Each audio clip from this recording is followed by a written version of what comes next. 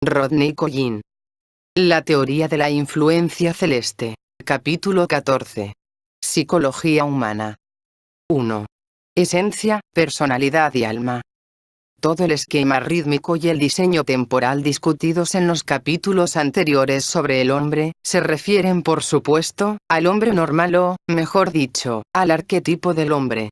Presume que todos los órganos están dispuestos para una sensibilidad igual, de modo que las varias influencias planetarias serán recibidas y tendrán efecto en su justa armonía y proporción.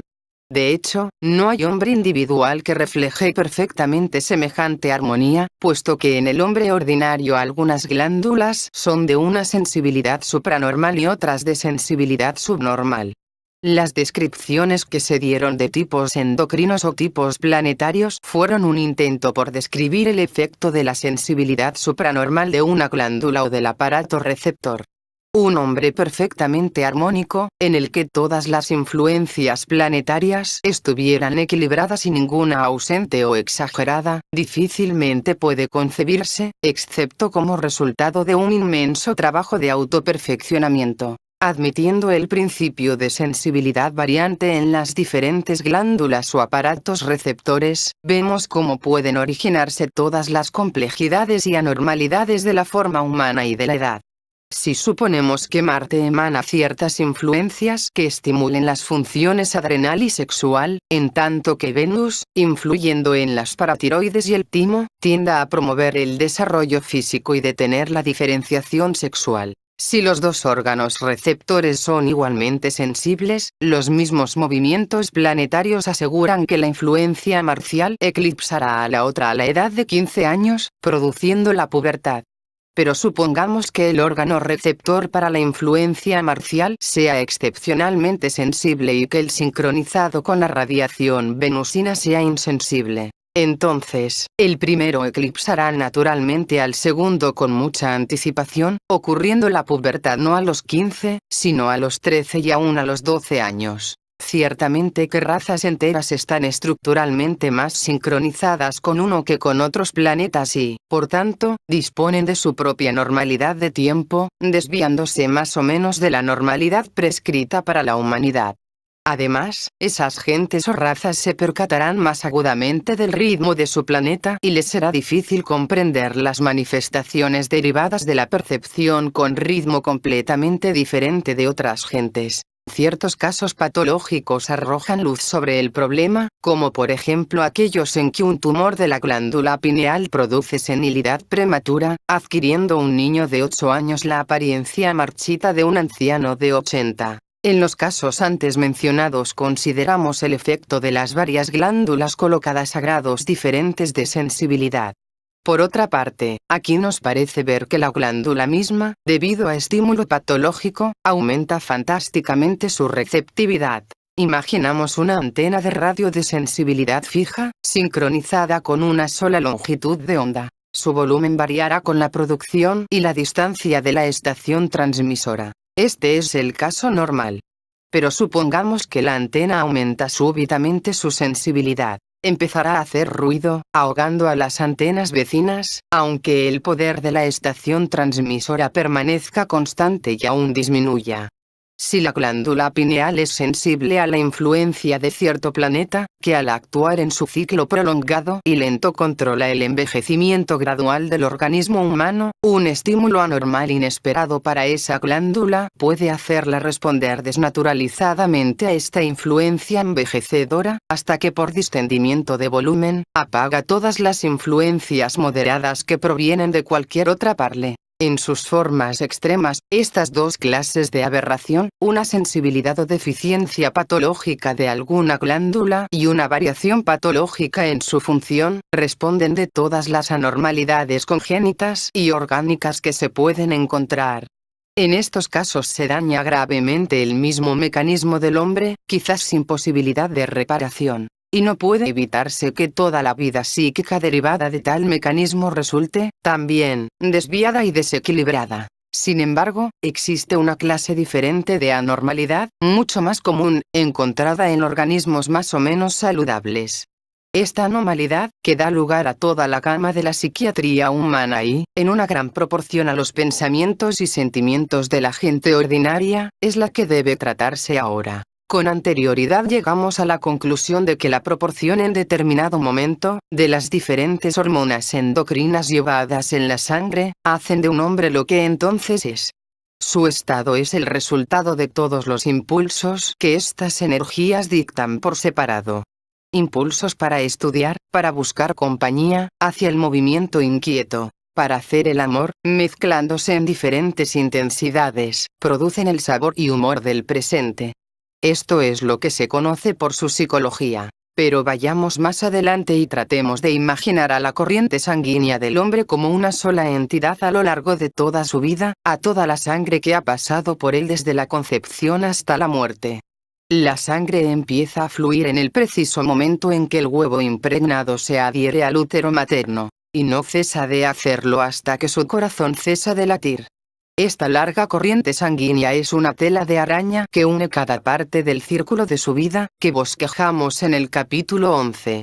En cada momento, la composición de su corriente sanguínea dicta su humor. La totalidad de su sangre viva, llevando la suma final de influencias que han contribuido a su ser, es el hombre. Representa su verdadera naturaleza, lo que objetivamente es, su esencia. Lo malo es que nadie conoce lo que es esta suma. Nadie se conoce objetivamente a sí mismo.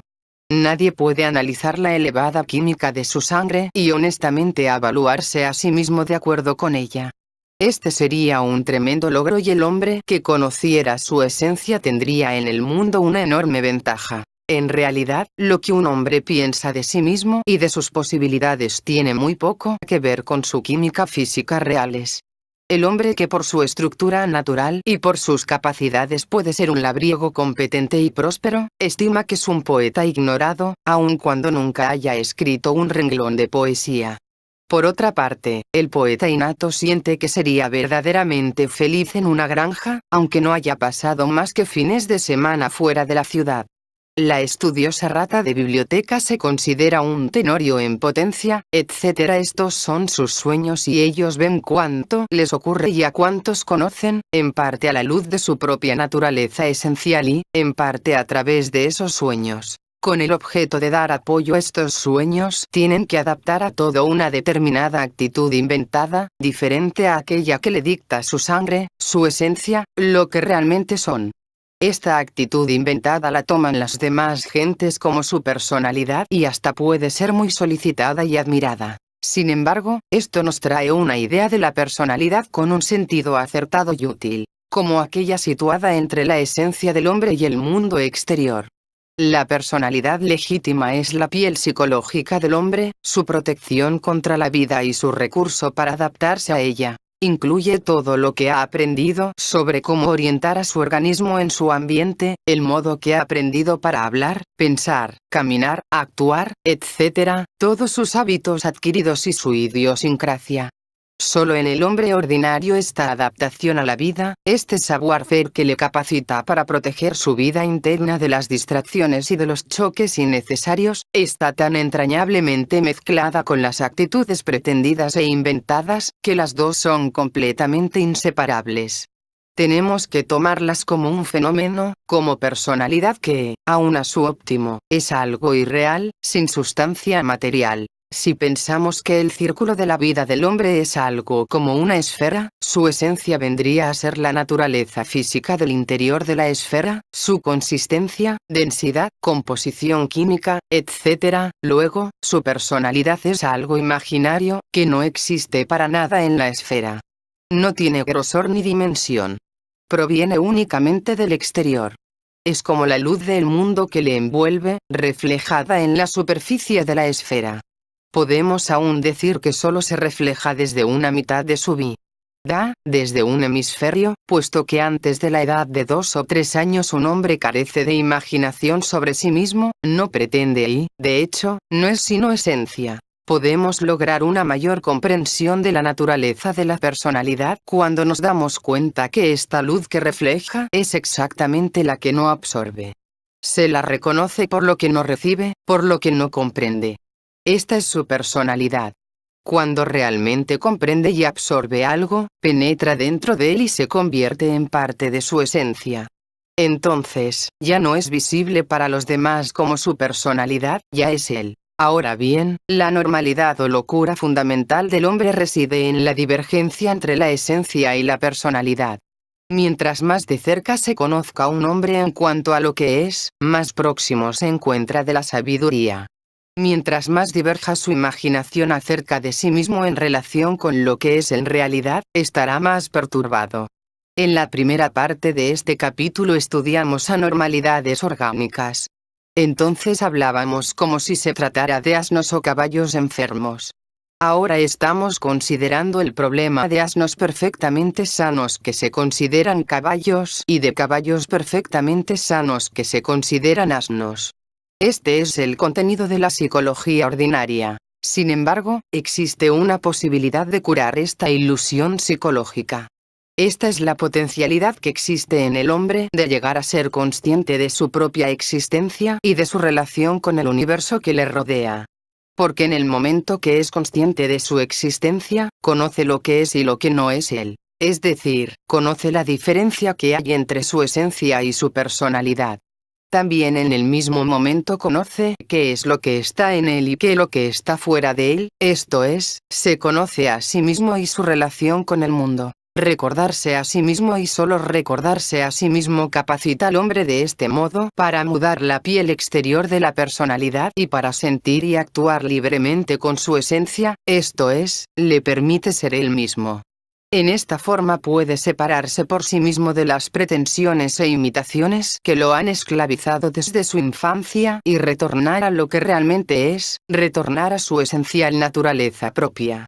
Este retorno a la esencia está ligado con un sentido de libertad y de liberación, distinto de otro cualquiera, y que puede suministrar exactamente la fuerza de motivación requerida para intentar las tareas enteramente nuevas que el hombre libertado ve ahora que son necesarias. Este famoso tema del Peer Gynt de Ibsen, hombre, a ti mismo sé fiel, es ciertamente el primer y obligatorio mandamiento en el camino de la conciencia y del autodesarrollo.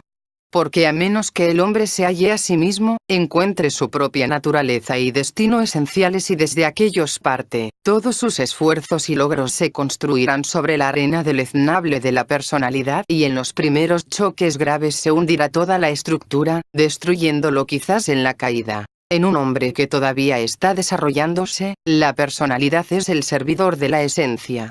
Tan pronto como la esencia se convierte en sirviente de la personalidad, esto es, tan pronto como la fuerza natural y capacidad de un hombre se hace que sirvan al falso retrato de sí mismo, cesa el crecimiento interior y en el curso debido declina la esencia, haciéndose incapaz de nuevo crecimiento.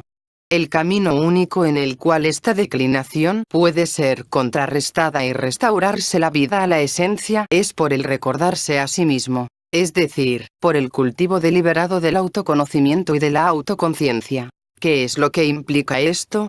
En el capítulo de las funciones de las distintas glándulas, vimos que no solo estaban conectadas y unificadas por la corriente sanguínea, sino potencialmente, también, de un modo diferente. Estaban conectadas en un orden diferente por un sistema nervioso sin uso.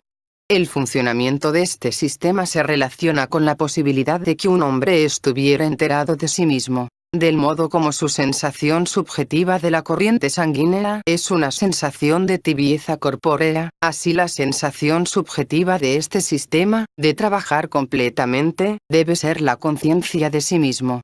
Esta es la nueva función que, aventuramos, deberá entrar en actividad en la plenitud de la vida. Dijimos que la esencia del hombre es la totalidad de su corriente sanguínea, toda la sangre que fluye a través de él desde la concepción a la muerte. Ahora podemos decir que el alma del hombre es la totalidad de los momentos de autoconciencia en el transcurso de su vida, o toda la energía superfina que fluye por su no utilizado sistema nervioso. Pero aquí tropezamos con un problema, porque ya hemos admitido que esos momentos son excesivamente raros, unos cuantos por año o, quizás, por vida. En la forma ordinaria un hombre no es consciente de su existencia. La energía para nada fluye a través de este sistema. Es más, los momentos de autoconciencia que un hombre puede experimentar en circunstancias de gran tensión, gran alegría, dolor, resistencia, sufrimiento y penalidad, de hecho son nada más que momentos y se van tan pronto como vienen.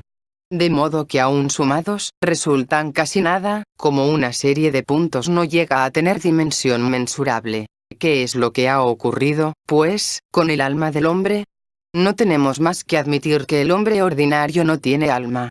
Tiene que ser creada. Por derivación, la psicología es la ciencia o la sabiduría del alma. Pero si el hombre no tiene alma, nada de lo que ahora se considera psicología es tal. Todo lo que lleva ese nombre es, en realidad, psiquiatría. Esto es estudio de la enfermedad del alma o las condiciones de la ausencia del alma.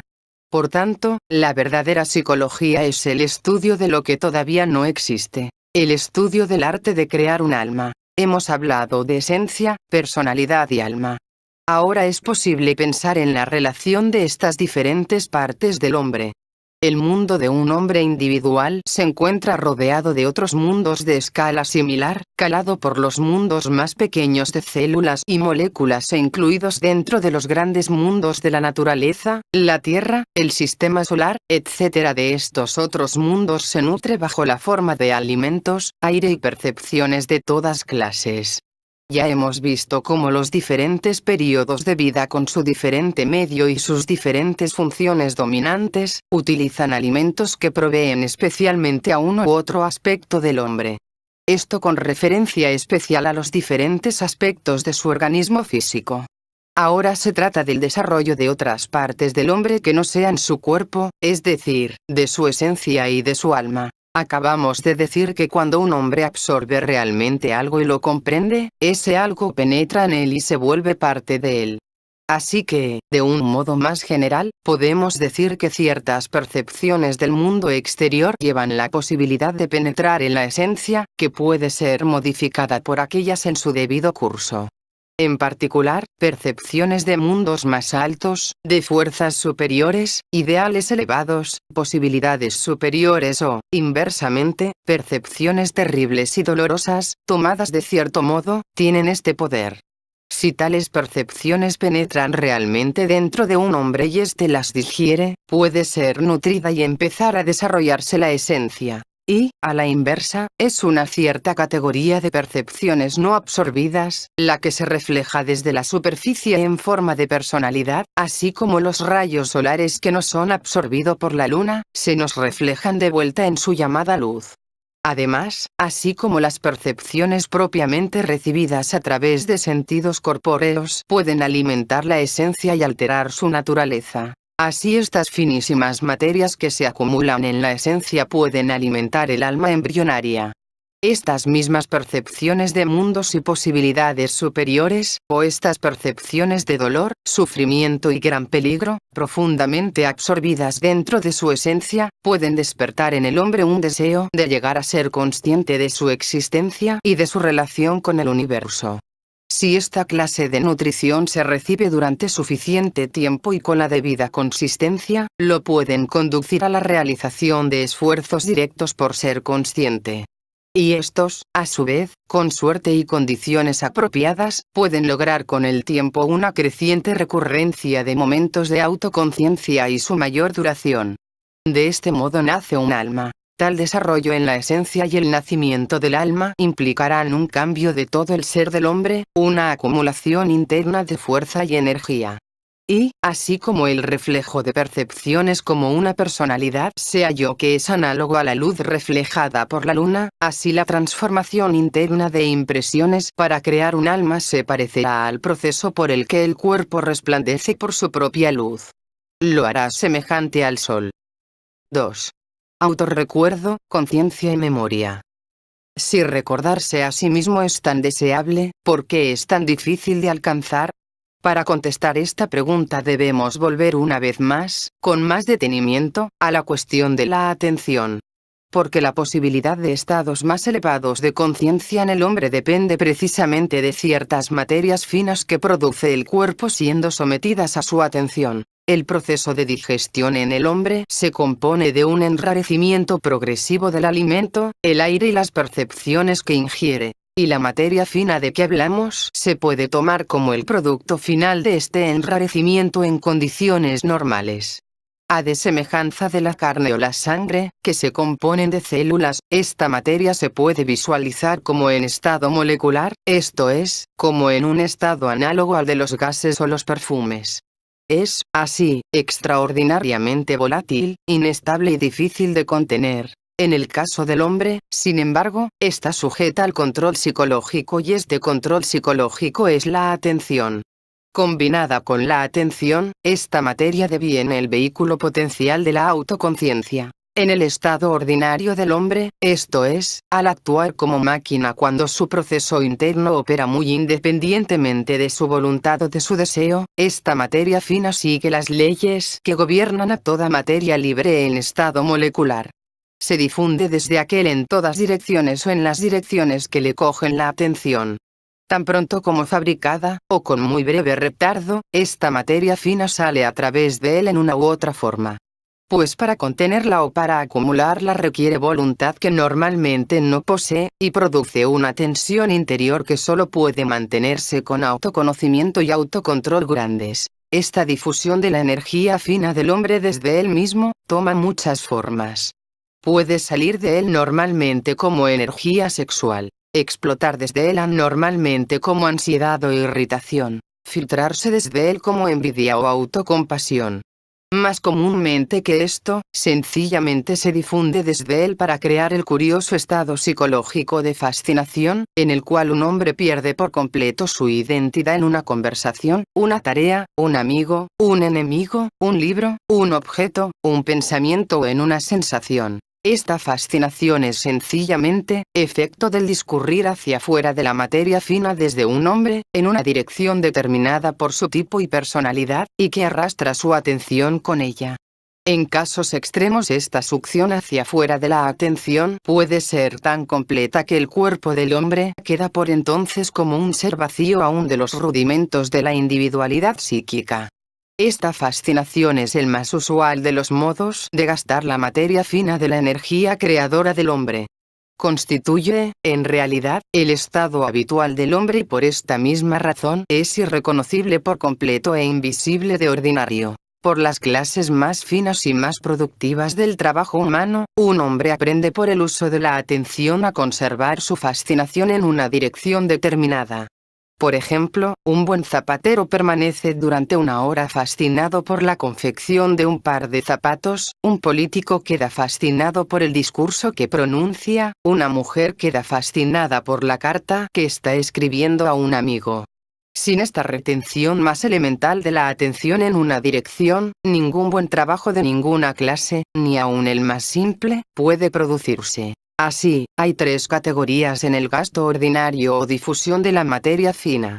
La corriente al exterior puede vagar simplemente de uno a otro objeto, de la vista al oído y el pensamiento, a medida que uno u otro fenómeno le coja la atención. Nuevamente, la corriente hacia afuera puede ser atraída por algo que ejerce un fuerte asidero a la atención, una persona que lo divierte, una persona que lo irrita, un libro que interesa, un sonido grato y así sucesivamente. O, por último, por simple esfuerzo de atención, la corriente puede ser retenida durante cierto tiempo en una dirección deseada. Como hemos dicho, estos diferentes modos en los cuales la materia fina es consumida normalmente, representan diferentes aspectos de la función particular en actividad, un aspecto puramente automático, un aspecto emotivo, o un aspecto intelectual. Más aún, son característicos de tres procesos distintos y producen tres grupos de resultados muy diferentes. Al mismo tiempo, estos son igualmente mecánicos y la característica principal de todos ellos es que la atención solo es suficiente para hacer posible que la materia fina que trae el estado de alerta, se aplique a una cosa cada vez. Este es el estado ordinario del hombre. Solamente puede darse cuenta de una sola cosa cada vez. Puede darse cuenta ya sea de la persona a quien está hablando, o de sus propias palabras. Puede darse cuenta del malestar de alguien o de un dolor en su propio cuerpo. Puede darse cuenta de una escena o de sus propios pensamientos.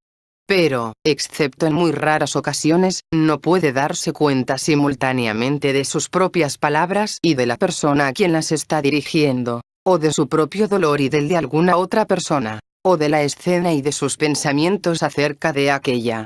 Así, al darse cuenta de todos los hombres en este estado ordinario puede clasificarse como fascinación. Porque si se da cuenta de algún fenómeno exterior pierde su darse cuenta de él mismo. O al devenir alerta de algo en él mismo, pierde su darse cuenta del mundo exterior, esto es, deviene fascinado por una cosa, interna o externa, con exclusión de todo lo demás. Ciertamente la experiencia de cada hombre contiene casos de atención dividida y de no ser así, no tendríamos indicio alguno de cómo proceder. Por ejemplo, una de las razones para el extraordinario poder que las sensaciones del amor y del sexo tienen sobre los hombres, es que en determinadas circunstancias provocan un intenso estado de alerta de uno mismo y de otro, al mismo tiempo. Esto es un verdadero pregustar del siguiente estado de conciencia. Pero si esta sensación llega a hombres después de todo impreparados, es enteramente accidental y totalmente más allá de su control. Una de las cosas principalmente enseñadas en las escuelas del cuarto camino es la división intencionada de la atención entre uno mismo y el mundo exterior. Mediante larga práctica y el ejercicio constante de la voluntad, la materia fina del estado de alerta no se le permite que fluya ininterrumpidamente en una dirección, sino que es dividida, por decir así. Una de cuyas partes es retenida en uno mismo, mientras que la otra se dirige al exterior, hacia aquello que pueda estar haciendo o estudiando. Mediante la división de la atención, el estudiante aprende a darse cuenta de él mismo cuando habla a otro, de él mismo mientras permanece en determinado escenario, de él mismo actuando, sintiendo o pensando en relación con el mundo exterior. De este modo aprende a recordarse a sí mismo, primero por momentos y luego con frecuencia creciente. Y en proporción a su aprendizaje de recordarse a sí mismo, sus acciones adquieren consistencia y significación en la misma proporción, las que le habrían sido imposibles mientras su darse cuenta se movía únicamente de una a otra fascinación. La característica de este segundo estado, recordarse a sí mismo, es la atención dividida. Hay varias cosas extrañas respecto a este estado. Primero, por ciertas razones cósmicas, nadie puede intentarla o practicarla hasta que se le haya hablado de aquella y se le haya explicado. Segundo, cuando se le ha explicado, toda persona normal tiene suficiente voluntad y energía para recoger un vistazo momentáneo de lo que ello significa. Si lo desea, puede en el momento que acaba de enterarse, devenir alerta de él mismo en su medio ambiente, de él mismo, sentado en una silla, atento a una nueva idea. Pero este recordarse a sí mismo no puede repetirse o mantenerse excepto por su esfuerzo consciente. No ocurre por sí mismo. Nunca se convierte en un hábito. Y en el momento en que la idea de recordarse a sí mismo o de atención dividida se olvida, todos los esfuerzos, no importa cuán sinceros sean, degeneran una y otra vez en fascinación, esta es, en el darse cuenta de una cosa a un tiempo. Es así necesario señalar que la estrecha atención puesta en un trabajo, en el darse cuenta físico del cuerpo de uno, en el ejercicio mental de una u otra clases, en visiones o visualizaciones, aun dentro de emociones profundas, no constituyen por sí, recordarse a sí mismo. Porque todo esto puede hacerse con la atención indivisa, esto es, uno puede devenir fascinado por una tarea, por un darse cuenta físico, por un ejercicio mental o por una emoción. Y lirio tan fascinado en el momento que cesa la atención de estar dividida entre un actor u observador en uno mismo y aquello que él o sobre lo que actúa. Otra curiosa treta psicológica se debe mencionar en conexión con el momento en que escucha por primera vez a un hombre de recordarse a sí mismo. Si él lo relaciona con algo que ha escuchado o leído antes, con algún término filosófico, religioso o orientalista que les va familiar, inmediatamente la idea se le hace invisible, pierde su poder. Porque ésta solo puede abrir nuevas posibilidades para él como idea completamente nueva. Si se conecta con alguna asociación familiar, significa que ha ingresado a la parte equívoca de su mente, donde podrá quedar alojada como cualquier otro fragmento de conocimiento. se ha desarrollado un impacto y solo con gran dificultad puede volver el hombre a la misma oportunidad. Cuando por primera vez un hombre escucha algo sobre recordarse a sí mismo, si lo toma en serio, toda clase de nuevas posibilidades parecen abrirse inmediatamente para él. No puede comprender cómo es que jamás había pensado en ello. Siente que únicamente tiene que hacer esto y todas sus dudas, artificialidades y dificultades desaparecerán y toda clase de cosas podrán convertirse en posibles y fáciles para él, las mismas que antes consideraba completamente más allá de su alcance. Su vida toda podrá ser transformada. Y esta sensación está tan en lo cierto como en el error. Está en lo cierto en su creencia que si pudiera recordar todo por sí mismo sería tan diferente como se lo imagine. Solo que en un principio no ve la enorme resistencia que hay en él mismo para dominar este nuevo estado. No se da cuenta que conseguir recordarse a sí mismo como estado permanente o aun conseguir frecuentes momentos de recurrencia, requiere el deber de reconstruir completamente su vida, pues esta tarea exigirá una gran parte de la materia fina que su máquina puede ahorrar o hacer, toda la voluntad y atención que puede desarrollar por el ejercicio más constante.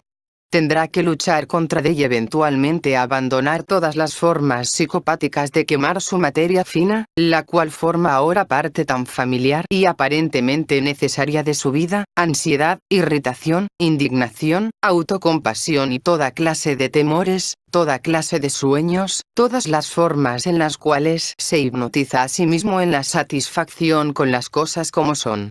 Sobre todo, debe necesitar recordarse a él mismo, constante y permanentemente, no importa cuán doloroso e incómodo pueda ser hacer esto, ni cuán desagradables las cosas que ve así en sí mismo y en otras gentes. Porque en el momento que cese de necesitar recordarse a sí mismo, pierde, en todo grado por algún tiempo, la posibilidad de hacerlo. De este modo recordarse a sí mismo o la práctica de la atención dividida, aunque a la primera mirada pueda parecer extraordinariamente sencilla, fácil y obvia, requiere en realidad una reconstrucción completa de toda la vida de uno y de puntos de vista tanto hacia uno mismo como hacia otras personas.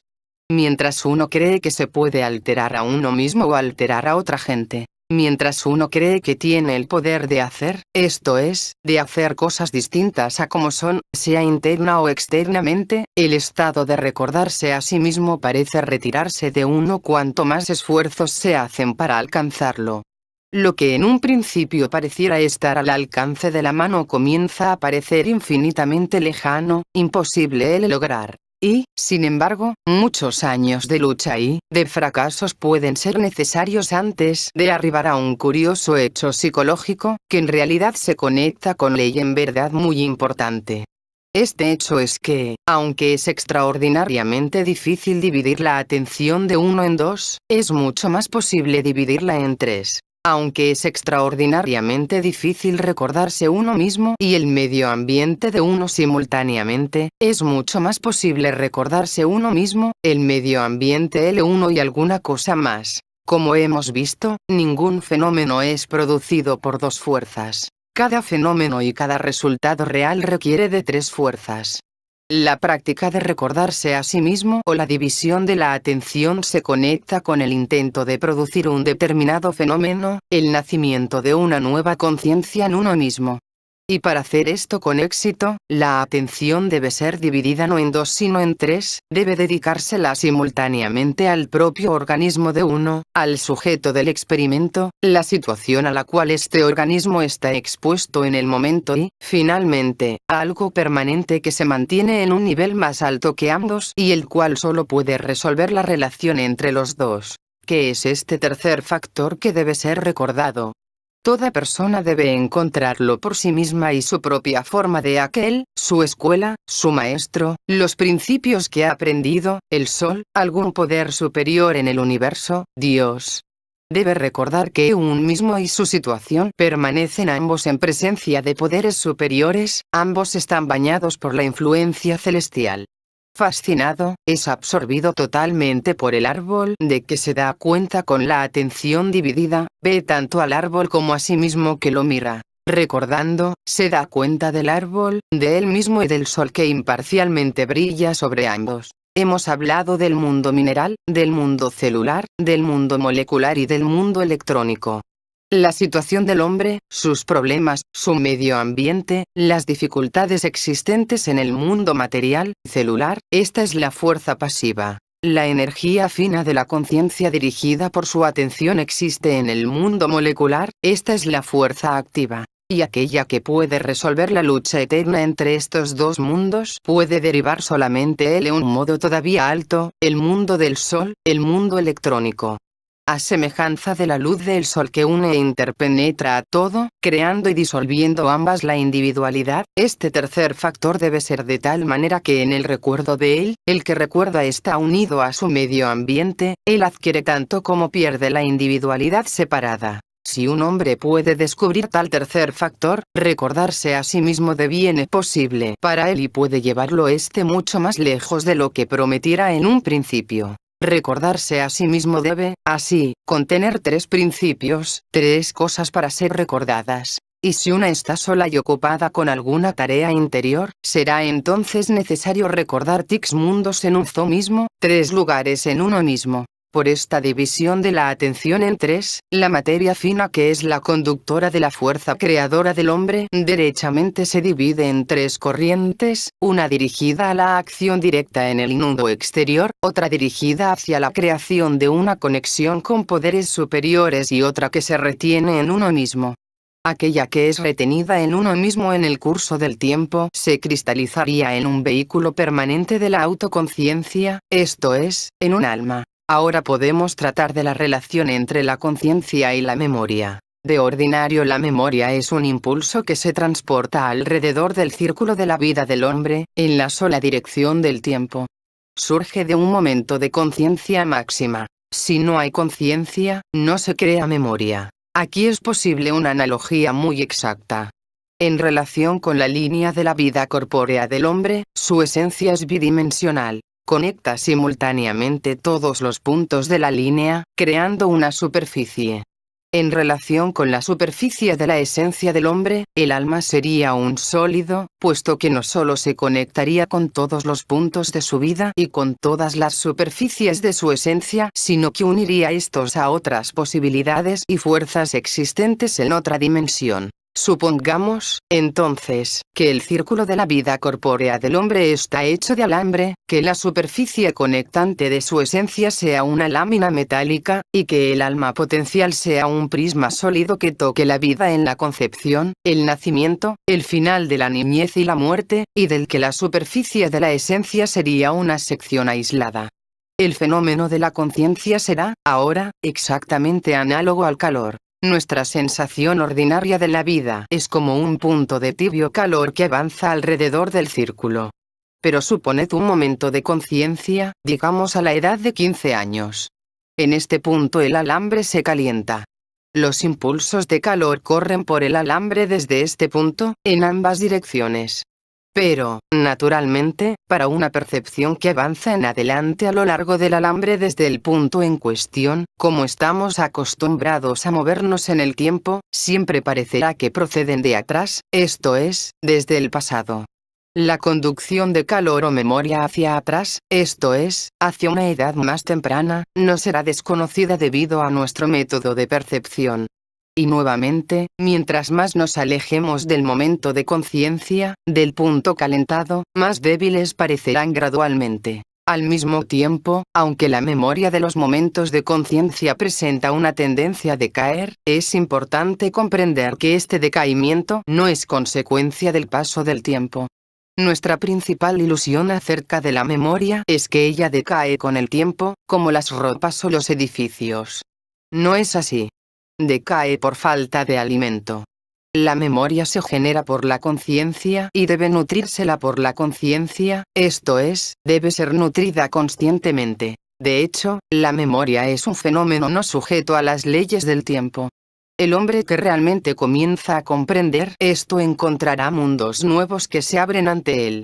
Y prácticamente podrá ver el modo de entrar y poseer estos mundos. Permítasenos examinar primero cómo se pierde la memoria y, luego, cómo se la puede cultivar y darle vida. Como hemos dicho, la razón más frecuente para la pérdida de memoria es sencillamente la negligencia y la muerte por hambre.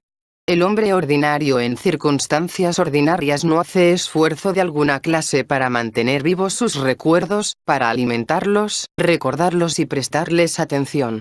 A menos que sean tan gratos o tan dolorosos que la emoción misma la aten a su conciencia, desaparecen naturalmente. Esta es la pérdida pasiva de memoria. Pero hay, también, una destrucción activa de la memoria. Se halla en la sustitución de la memoria por la imaginación o, más sencillamente, por la mentira. Por ejemplo, doy un paseo por la calle, donde encuentro a un conocido. Al principio el encuentro puede ser muy claro en mi mente, lo que dije, lo que dijo él, cómo aparecía y otras cosas más. Pero cuando vuelvo a casa recapitulo el incidente a mi familia.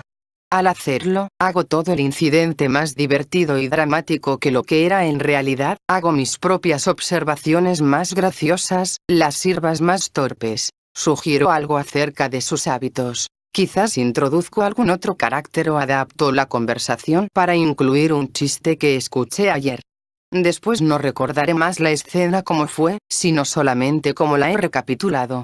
Imaginación y mentira destruyeron la memoria. Y si empleo toda mi vida en esta forma, entonces con certeza, después de algunos años será totalmente imposible para mí distinguir lo que realmente me ocurrió de lo que deseaba que me ocurriera o que temía podría ocurrir, o de lo que ocurrió a otros o de lo que sencillamente leí acerca de eso. En esta forma la memoria es destruida activamente. La diferencia radica en el hecho de que cuando se pierde la memoria por negligencia, esta queda todavía entera aunque sepulta y con tesonero esfuerzo se la puede recobrar, mientras que la memoria destruida por la mentira se la perjudica de modo permanente si es que no ha sido totalmente aniquilada. ¿Cómo es que se puede reanimar y utilizar la memoria? Únicamente devolviéndole la vida intencionalmente y conscientemente. Supóngase que tengo una razón particular para desear recordar un encuentro con alguien, me parece que cometí un error con aquel o que dejé de aprovechar una oportunidad que me ofrecían y es muy importante para mí corregir esto. Cuidadosamente, con atención, comienzo a desenrollar mi memoria. Me acuerdo de haber llamado a la puerta de la habitación en la que estaban, sentir que me abrían, que entraba, me sentaba. Recuerdo la posición en que ellos estaban sentados, las sillas, los muebles, los cuadros en los muros, el modo como caía la luz sobre la escena, entrando por la ventana. Luego recuerdo lo que dije, mi voz, cómo la sentí, el modo como reaccionaron las otras personas, lo que dijeron y así sucesivamente. En forma gradual, si puedo sostener la atención, todos mis varios sentidos, vista, oído, tacto, modales, comenzarán a contribuir con sus distintas memorias y poco a poco la escena recuperará su vigor en mi interior exactamente como fue. De una vez, también, mis errores se reactualizan. Los veo con toda claridad, se han hecho conscientes. Sea que pueda o no enderezar las cosas en el presente o aprovechar la oportunidad que perdí, son cuestiones diferentes. Esta corrección puede necesitar de mucho tiempo y aún puede no ser posible en esta vida. Pero lo principal es que la conciencia ha sido retrotraída al pasado. Ahora soy más consciente en relación a este incidente que lo que era cuando realmente ocurrió. De este modo, por la memoria intencional, nuevos momentos de conciencia se pueden agregar siempre, aquellos que ocurren naturalmente en la secuencia del tiempo. Y no hay límite a este proceso de hacer más consciente el pasado. Ahora bien, si estos puntos de conciencia en el círculo de la vida son multiplicados suficientemente, podemos imaginar que se genere bastante calor para calentar la figura bidimensional de la esencia del hombre y, con el tiempo, hasta el sólido del alma. Por supuesto, la tarea de calentar una superficie desde una línea sería una labor inmensa y probablemente la mayor parte del alambre tendría que ponerse al rojo vivo para poder lograr que la esencia se calentara apreciablemente. Si, además, se transfiera el calor de la superficie de la esencia hasta el sólido del alma, será evidente la misma desproporción y sin duda la figura bidimensional tendría que estar, a su vez, al rojo vivo para lograr calentar al sólido. En realidad, semejante método de calentamiento manifiestamente no es práctico. Y, en la misma forma, la idea de crear conciencia en el alma exclusivamente desde abajo, por así decirlo, se opone a todas las creencias y experiencias humanas. Tenemos que suponer que sus esfuerzos para ser consciente pondrán en contacto al hombre, tarde o temprano, con una fuente de calor o conciencia situada por encima. En una forma práctica, está bien claro que la sola idea de conciencia, que penetra profundamente en la esencia del hombre, le hará buscar a hombres más conscientes que él y a las escuelas conducidas por tales hombres. Por tanto, su interés especial actuará como por magnetismo, atrayéndolo a aquellos en cuya presencia puede adquirir mayor conciencia. Y si verdaderamente se trata de un interés esencial, este no le dará descanso hasta que los encuentre. Además, si un hombre empieza a adquirir un principio de conciencia permanente o alma, aunque solo sean los rudimentos, es seguro que esta alma, en virtud de su capacidad de penetración dentro de otra dimensión, puede relacionarlo con algún nivel del universo donde la energía cósmica creadora es ilimitada y puede emplearse para intensificar la conciencia hasta el límite de la resistencia.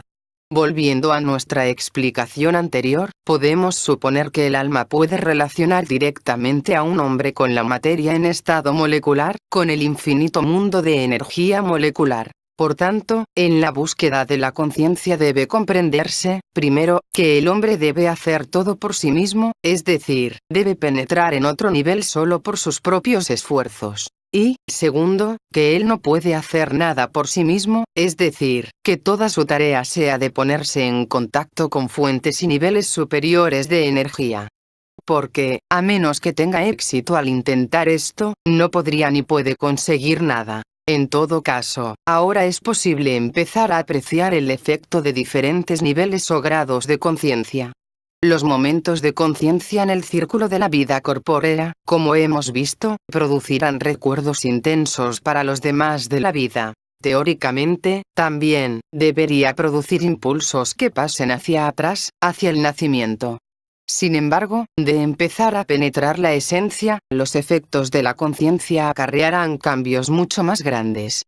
De modo que si el alambre se enfría casi instantáneamente, una lámina puede retener calor durante un tiempo mucho más largo. En lugar de ser momentánea, como debe ser en el círculo de la existencia corpórea, la conciencia que ha penetrado a la esencia tiene ya cierta duración, cierta garantía. No puede perderse súbitamente. Más aún, irradiará calor en todas direcciones, calentando el entrelazamiento de círculos paralelos y cruzados de la interrelación de vidas humanas que, sabemos, están tejidas en una masa sólida e intrincada. Por tanto, el contacto o presencia de un hombre con tal esencia puede aumentar realmente la perspicacia de aquellos que llegan a su esfera de radiación o de influencia. Y, sin embargo, de calentarse el sólido interior, es decir, de crear un hombre un alma dentro de sí mismo con el material de conciencia acumulado, resultará un cambio enorme. En primer lugar, un sólido caliente puede retener calor casi indefinidamente. Para tal hombre la conciencia se habrá hecho permanente, convertida en el fuego central de su ser. Más, radiará sobre un área enormemente extendida, quizás 100 veces mayor que la calentada por la radiación de la sola esencia. Así, pues, tenemos una base para clasificar a los hombres de acuerdo con su grado de conciencia. Primero tenemos la enorme masa de hombres comunes en los que la conciencia, si realmente existe, ocurre solo momentáneamente y por accidente en el curso de la vida corpórea. En segundo lugar, tenemos aquellos para quienes la idea de conciencia ha penetrado en la esencia y, así, han adquirido duración y contabilidad. Y, finalmente, hay un reducido puñado de hombres, regados a través de la historia y del mundo, que han creado almas conscientes para sí mismos, para quienes la autoconciencia es permanente y que, por intermedio de esta conciencia, tienen el poder de influir en iluminar a miles y aún millones de hombres. Por fin e invisiblemente, pueden existir hombres de espíritu consciente. La verdadera historia de la humanidad es la historia de la influencia de estos hombres conscientes. 3. El papel de los tipos humanos. 9/10 de los problemas de psicología ordinaria y más aún de los argumentos de la literatura, la poesía, el drama y la leyenda dependen de la interacción de los tipos humanos, es decir, de la interacción de diferentes tipos de esencia. Desde el principio de la historia, nunca ha dejado el hombre de fascinarse por este misterio que llena su vida diaria con esperanza, envidia, temor, dolor, admiración, anhelo y cuya explicación por siempre le rehúye. Todos los tipos son claramente necesarios en el mundo y obviamente, la vida sería más pobre si no imposible si faltara cualquiera de ellos, y, sin embargo, ¿por qué algunos tipos son evidentemente incompatibles, mientras otros se atraen irresistiblemente entre sí? ¿Por qué algunos solo desean ser lo que son más intensamente, en tanto que otros se esfuerzan incesantemente por convertirse en sus tipos opuestos?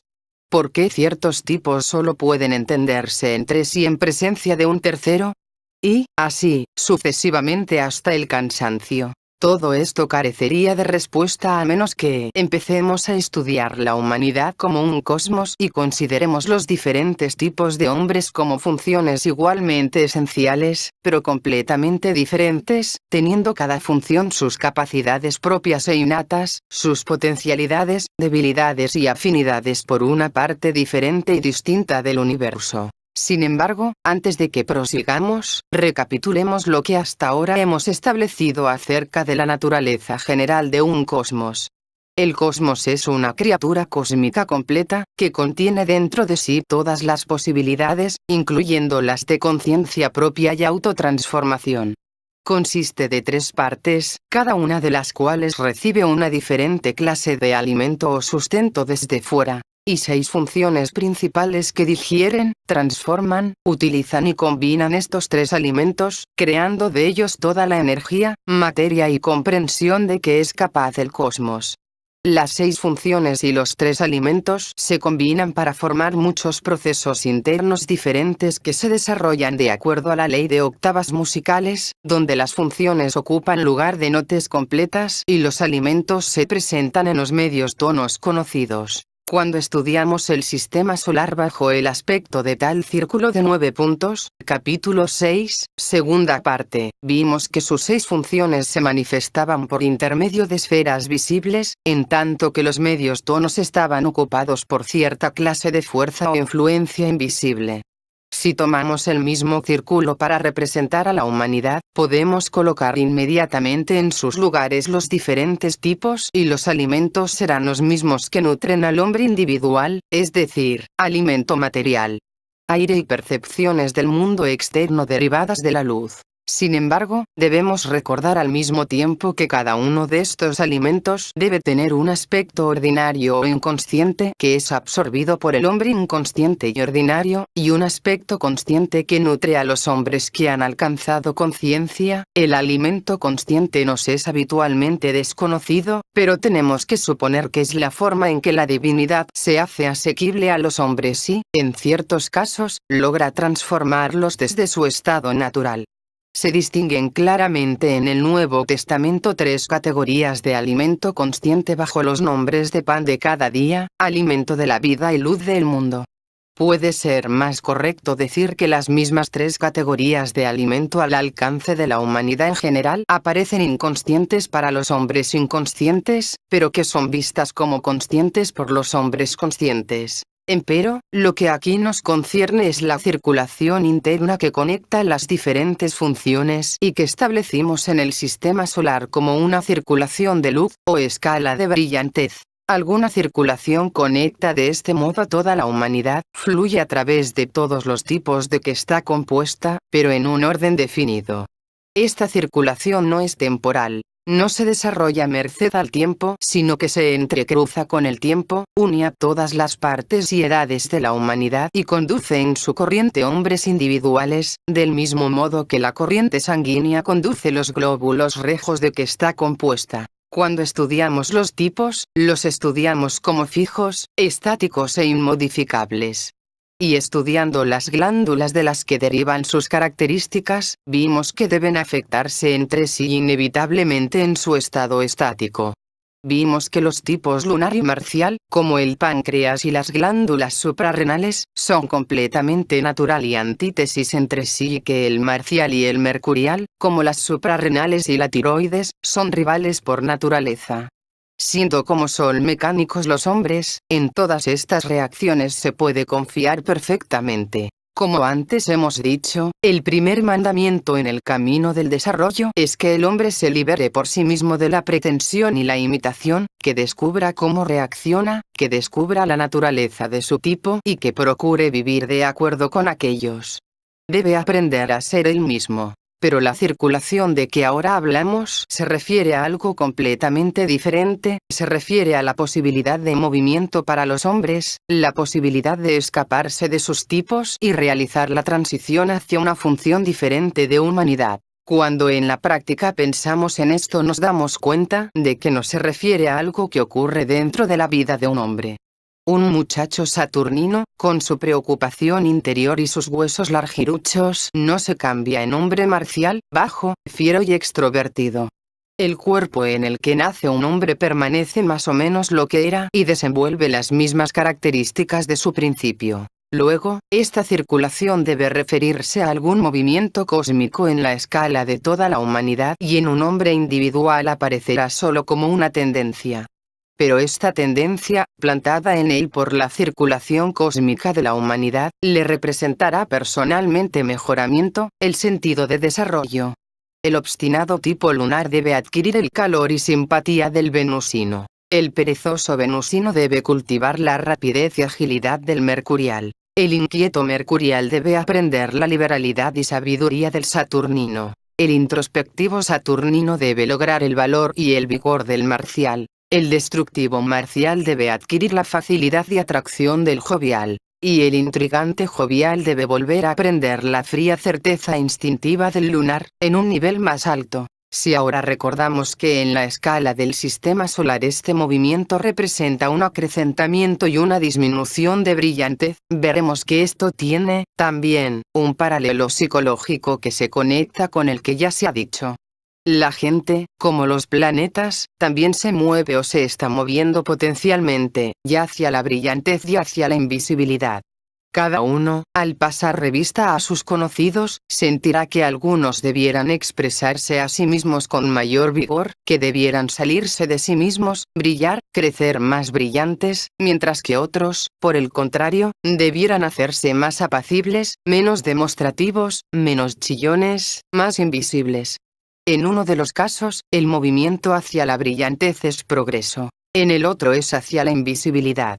Y nuestra extraña circulación entre tipos, representada por la figura 1, 4, 2, 8, 5, 7, nos muestra cómo así sucede. El grado en que un hombre no auxiliado por el trabajo especial de las escuelas puede moverse en realidad a lo largo de la ruta hacia el siguiente tipo, es muy dudoso. Pero su actitud hacia otros tipos, tanto aquellos que va dejando atrás como aquellos hacia los que se dirige, ciertamente puede variar mucho. Y esta actitud sirve de índice de su ser y de su grado de conciencia. El tipo más elemental y primitivo del hombre puede sentir que las reacciones de su tipo son las únicas normales y en este caso las acciones de todos los demás tipos le parecerán fundamentalmente equívocas y perversas. O, si es débil y fracasado como individuo puede, por el contrario, sentir que todas sus reacciones propias están equivocadas y que aquellas de todos los demás tipos son más deseables. Ambos casos representan al hombre completamente subjetivo, al hombre sin tendencia alguna al movimiento, que ocupa un punto fijo en la línea de circulación. Un hombre de mayor desarrollo notará que posos una simpatía natural y comprensión por ciertos tipos y una natural antipatía y falta de comprensión para otros. Y hasta puede llegar a sentir de un modo vago en sí mismo, reacciones completamente diferentes y contradictorias en distintas épocas. Sin saber por qué podrá llegar a cansarse ocasionalmente de las cualidades de su tipo y enfadarse con sus propias reacciones. Y encontrará que esporádicamente surgen en él las manifestaciones más mecánicas del tipo hacia el que se mueve. El venusino desarrollará un gusto por el movimiento sin rumbo, el mercurial caerá en vagas especulaciones, el saturnino dará salida a rabietas marciales, etc. Un hombre así, se ha vuelto menos subjetivo, menos fijo. Su ser ha empezado a extenderse a lo largo de la línea tanto hacia atrás como hacia adelante y disfruta de una vaga comprensión de que existe un esquema de tipos, aunque no pueda aprehenderlo del todo. Pero si algún movimiento tiene es todavía mecánico, es decir, se mueve solamente hacia manifestaciones débiles y fáciles del tipo siguiente y solo trata de escapar de los más penosos y aburridos aspectos de su mismo tipo. La siguiente etapa de desarrollo, que raramente se alcanza sin ayuda y preparación especiales, es la del hombre que ha comprendido completamente que existe un esquema de tipos, en el que todos son igualmente necesarios y valiosos, que ha descubierto su propio tipo y aquel hacia el que se mueve, y el que hace esfuerzos conscientes por abandonar uno y alcanzar el otro. En semejante hombre las reacciones mecánicas entre tipo y tipo ya estarán mucho más modificadas. Aceptará a los otros como son, porque empezará a comprender el verdadero papel de la gente que previamente le pareciera completamente inútil e irritante. La actitud para consigo mismo será, también, enteramente diferente, porque considerará ciertos rasgos mecánicos de su tipo como algo de lo que debe librarse, es decir, como algo que debe morir en él. Y verá todas las posibilidades y responsabilidades superiores del tipo que tiene delante, como algo que intencionalmente tiene que crear en él, como algo que tiene que nacer. Por tanto, cesará de aceptarse a sí mismo como es, porque habrá emprendido incesantemente una doble tarea de eliminar lo viejo y generar lo nuevo en sí mismo. Lo primero será extremadamente penoso, lo último inmensamente arduo. Pero comprenderá que este dolor y este esfuerzo son exactamente lo que puede generar la fuerza que lo haga moverse. Un hombre así, tiene ya cierta percepción de todas las partes de la línea, y empezarán a abrírsele posibilidades enteramente nuevas por el hecho de su movimiento consciente con la corriente cósmica. Más aún, haciéndose libre del lado débil de su tipo abandonado, encontrará, sin embargo, que se haya capacitado para llevar consigo en esencia toda la experiencia y comprensión que en esto ha ganado. Al moverse, solo pierde sus limitaciones. El progreso de tal hombre hacia la comprensión del todo ha resultado, por tanto, enormemente acelerado. Y podrá, con suerte y ayuda, aún dentro de una sola vida, pasar por las tareas y experiencias de varios tipos diferentes. En la etapa final de este movimiento, desde el jovial otra vez hacia el tipo lunar, pero ahora en nivel superior, surge una posibilidad especialmente interesante. Porque, como vimos en CL capítulo sobre la circulación de la luz en el sistema solar, el lugar de la luna O.1, está también ocupado en la siguiente octava u octava invisible, por el planeta Neptuno. De este modo tal vez podamos decir que el verdadero movimiento para el tipo jovial no es regresar al lunar, sino avanzar hasta un séptimo y todavía potencial tipo neptuniano. Si pensamos en la afinidad entre Neptuno y la glándula pineal y, a través de esta, en el proceso de regeneración en general, comprenderemos que el tipo neptuniano podría significar una clase de hombre completamente nueva, en quien el esfuerzo hacia la conciencia ha rendido frutos físicos y efectivamente ha remodelado su cuerpo de acuerdo con nuevos poderes. El movimiento 1, 2, 8, 7. 5 es de hecho la vía hacia la conciencia, hacia la creación de un alma, porque precisamente un alma es lo que une a todos los tipos, los reconcilia y da comprensión tanto de las partes como del todo. En el punto en que llega a ser consciente de sí mismo, un hombre empieza a absorber los tres alimentos en su aspecto consciente más que en el inconsciente. Y al hacerlo así, contempla el más alto plan tras su conciencia y comienza a participar en él. Hablamos del movimiento hacia la brillantez y del movimiento hacia la invisibilidad. Como vemos en la figura de circulación, un hombre que empieza a moverse conscientemente es conducido a un paso siempre acelerado hacia uno de estos dos extremos y hacia el punto donde ambos extremos se encuentran. El hombre que conscientemente se mueve hacia la invisibilidad es el que, habiendo abandonado su antiguo yo, se retira más y más del mundo, retrocede cada vez más profundamente en su comprensión interior, y, que aprende a lograr, actuar y cumplir invisiblemente, sin recursos externos. El hombre que conscientemente se mueve hacia la brillantez es el que, habiendo abandonado, también, su viejo yo, se involucra en un papel más y más proyectado al exterior, de influencia cada vez mayor sobre los hombres, de más y más valor, conducción y heroísmo visible, de acuerdo con algún alto plan. En cierto punto, como vimos en el sistema solar, se cruzan las dos líneas. El sendero de invisibilidad, de extinción de la personalidad individual, se funde con el sendero brillante, de pura instrumentalidad de un plan cósmico. Y ambos hombres disfrutan de todo, comprenden todo y son todo. Este punto de intersección de las dos líneas está simbolizado por la muerte. Y en todos los casos que podemos imaginar, implica muerte.